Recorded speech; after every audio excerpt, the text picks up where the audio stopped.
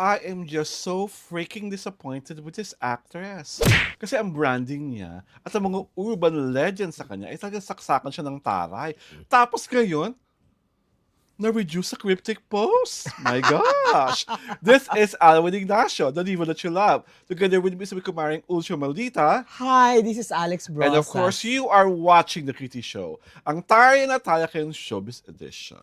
This cryptic post happened after the monumental reunion of ex-lovers Ding Dong Dantes, who was promoting the movie Only we know.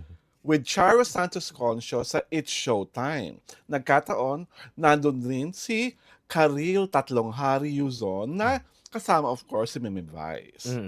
So maganda naman yung nangyari. Everybody is happy. Yeah. Nakita mo naman na although parang tentative at parang may ilangan, Yeah. si Ding Dong at si... Tsaka they did not share the same frame. Oo, yun nga. Kasi Ding Dong was with Charo, Karil was with... Kasi they were the player, tapos sila ano yung ano. So what I'm trying to say is, if you would look at it, kita mo naman talaga na they were at their most professional, they were at their most behaved, at talaga, imposible naman hindi sila magkatinginan. Imposible hindi ma-capture lang camera yung mga tingan na yon. At pas lalo, imposible naman hindi sila nag-smile Yeah. on the set or pagkatapos ng break. At pas lalo, siguro hindi imposible nagbeso si Ding Dong kay Karil off-cam.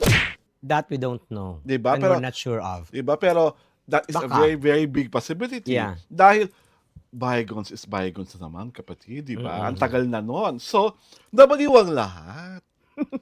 Bakit itong si Mrs. Marian Rivera Dantes, biglang naglabas ng post.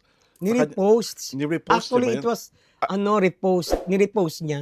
It was an original post coming from her. No. Not even. Somebody's post, nirepost niya. So, ang nangyari to long that somebody post na repost niya, nabigyan ng ibang kulay. Yeah. Lalo na nga yung last statement ng post, may mura. Tama Oo, ako? yeah. Tapos parang may boomerang. Oo, parang pag kami hinagis ka, it will boomerang on you. Parang boomerang ganun. back Oo. to you. So, ang daking tuloy, nag 1 + 1 = 21 ang mga netizen at ang feeling nila, yung cryptic post na yon ay dahil nga nag-reunite at it felt so good. Sila Kay at si Ding Dong. What say you, Mare? Natigin mo, yun nga talaga ang dahilan kaya ginawa to ni Marian? Of course, there will be no other reason. Okay. Di ba? I mean, that leaves a bad taste in the mouth. Okay. Dahil in the first place, yung repost na message, merong merong expletive. Di ba? May curse Oo, word. may curse word, di ba? Parang, at saka, no offense man to you, Marian, kaya mo yan ni-repost kasi hindi ka makakaano ng ganyan ka-witty na na tawag dito, na sentence. Di ba?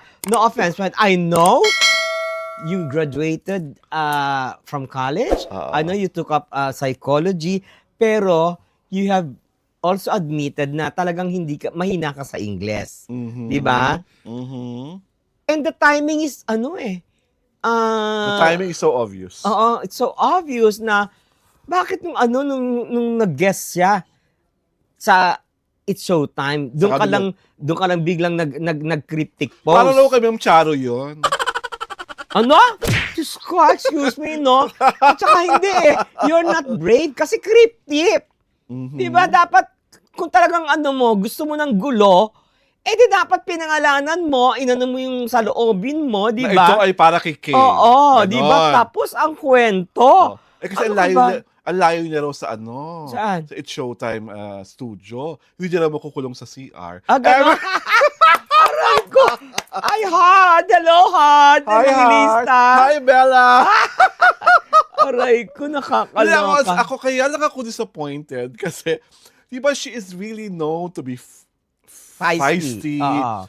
to Palaban. to say what's on her Oo. mind. Lalo na when it concerns Ding Dong. Yeah. Tapos biglang all of a sudden, ganito. Cryptic. At kaya ang dating tuloy talaga, alam na alam mo kung sinong Pinagulog pinagtutungkulan. Oo, di ba? Di ba? Kasi parang, dati naman, ang dami-dami ng show, Marian, nalagay si Ding Dong at si Ma'am Charo. Wala namang ganyan.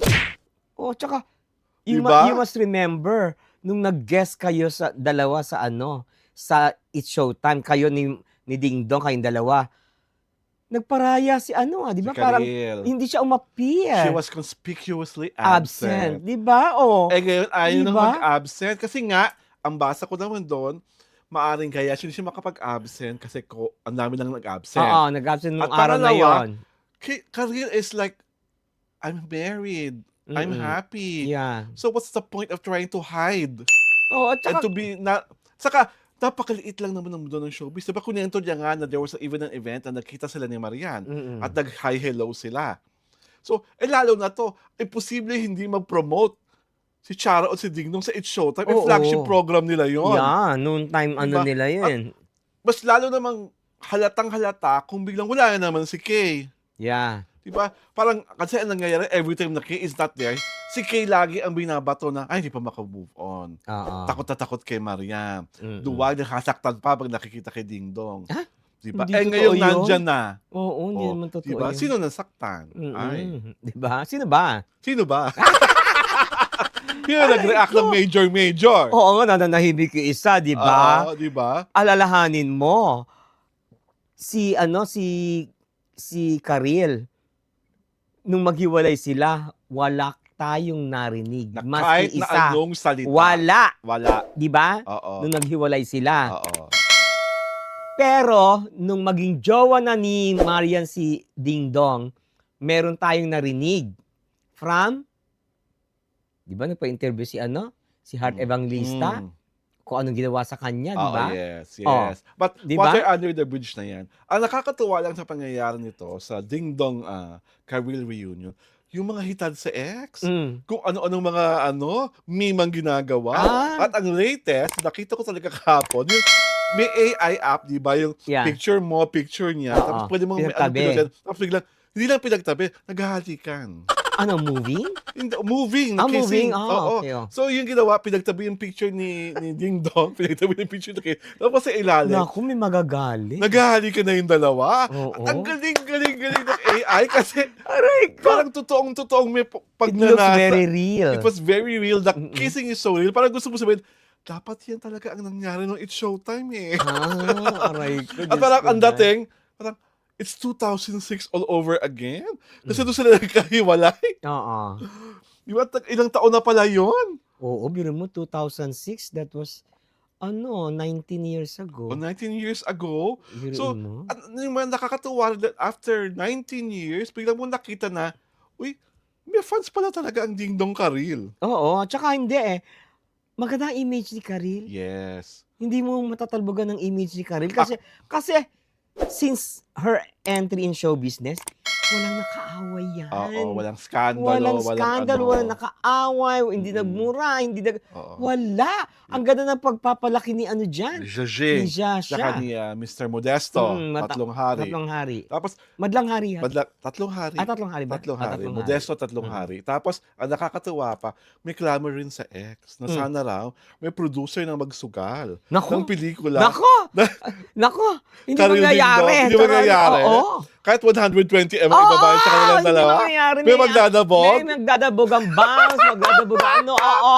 I'm very sure about it. Pero ako talaga, I will Hindi push it. pipigilan talaga yon. Pipigilan. Oo! Maghaharap ng sibat. Oo! Diyos ko dahil. May mga drama. Di ba in-announce nga sa kanya?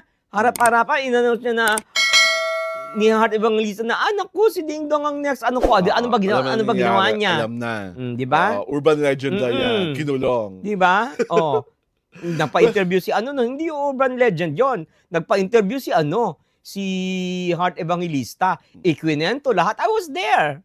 Well, sa akin lang, I just really hope, if not this soon, in the nearest future, a Ding Dong Dantes and Karil Tatlong Hari Yuzon project happens. Simply because not only do they look together, kasi dating sa akin, parang pwede sila maging Richard.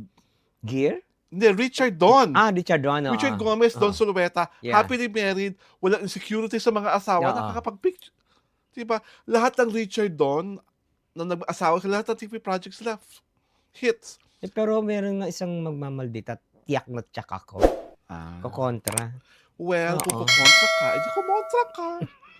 Choice mo naman yan, di Di ba? ba? Pwede ka namang hindi kumontra. Oo. Para mas, lalo May na kat, kokontra for sure. lalo na kat Mm. puring-puri ng mga tao ngayon na pagkahuso-husay na pag-arte ni Ding Dong sa pelikula. Mm. Everyone is raving that this is Ding Dong's best performance. And I'm sure, pag si Karil ang kanyang kapareha, ay, better than best. Why not Choknat, di ba? Who's the better actress ba between the two? Ako, Team Karil ako eh. Ako rin. Di ba? Oo. At acting-wise ha, Team Karil. Oo, kasi ano iba siya. Mm-mm. Di ba iba siya? Basta, the other girl cannot be compared sa tandaan niyo, kanya. ang next project ni Karil, siya lang naman ang Doña Aurora Quezon. Quezon. Sa Quezon ng TBA. Yeah. And on that note, this is Alwin Ignacio, the diva that you love. Together with me is my kumaring Ultra Maldita. Hi, this is Alex Brosas. And yes, you are watching the Kitty Show, ang tayo na Talakian Showbiz Edition.